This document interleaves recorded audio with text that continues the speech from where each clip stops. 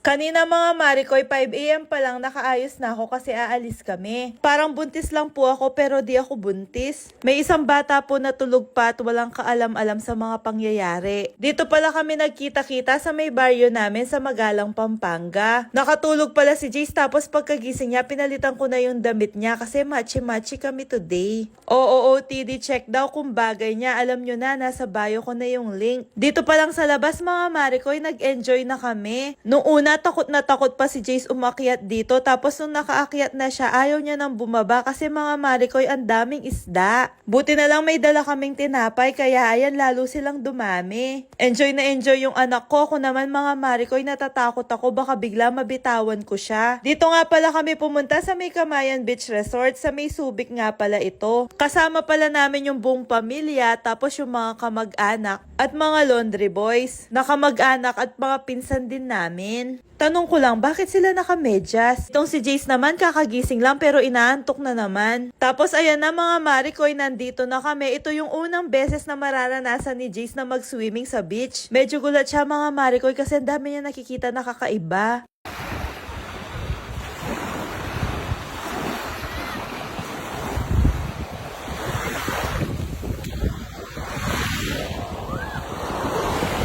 Mga Marikoy, ang sarap pakinggan ng alon ng dagat. Sobrang nakaka-relax. Pagdating pala namin dito, nag-ayos-ayos na kami ng mga gamit tapos binihisan ko na din si Jace. Ayan siya, naglalaro kasama yung pinsan niya, si Ate Sky. Tapos nandito din yung dalawang Koreana. Sa mga oras na to mga Marikoy, tulala si Jace at sobrang gulat niya. Sabi siguro sa sarili niya, ba't ang laki ng swimming pool? Miss na miss ko na rin yung dagat kaya napatakbo na ako. Tapos itong anak ko na kanina tulala, ayan na siya nagtatapang-tapangan. Gusto niya ba naman bitawan ko siya? May patikim-tikim pa siya sa tubig kung anong lasa, lasang maalat daw. Tapos nag-moment na muna kaming dalawa. Sabi ko sa kanya, ito yung unang beses na pumunta ako ng beach na meron akong alaga. Napagod si madam kaya sabi ko mag-charge muna siya. Ganyan pala kagulo yung cottage namin kasi ang dami namin tapos ang dami ding gamit. O mga Marikoy, OOTD check na naman. Nasa bio ko na yung link. Alam nyo na.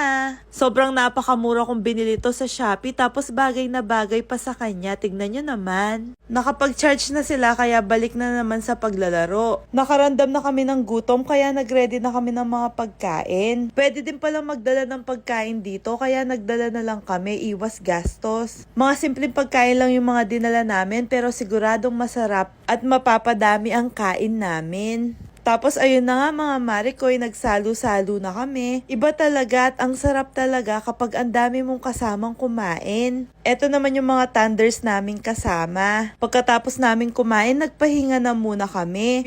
Busy pa kami mag-emote ni Jace dito. Bigla naman narinig ko merong mga sumisigaw. Ayan na nga yung mga inaabangan namin mga Marikoy. Naamoy nila yung pagkain namin. Kaya yan mga Marikoy, nagsibaba sila at nilalapitan kami. Kaso lang mga Marikoy, bawal silang bigyan ng pagkain. Kasi sabi nila kapag daw binigyan sila ng pagkain, di naaalis. Kung tinatanong nyo pala kung nasan si Jace, ayan, tulala, nagulat siya sa mga monkey. Tapos mga Marikoy, napansin din namin na parang mga aggressive sila na medyo nakakatakot. Medyo naawa naman ako dito sa isa kasi ayan putol yung kamay niya. Sumasalisi din sila mga Marikoy kapag walang nakatingin. Bigla silang lumulusob at pumupunta sa mga may pagkain. Mga nasa 1 oras na kami nandito mga Marikoy at pinapanood lamang sila. Namumulot din pala sila ng mga basura tapos nagtitingin-tingin kung may makakain. In fairness mga Mariko, maganda sa resort na to kasi madami ka nang makikitang isda. Tapos madami ka pang makikitang ganito mga monkey. Sigurado mag-e-enjoy yung mga matatanda,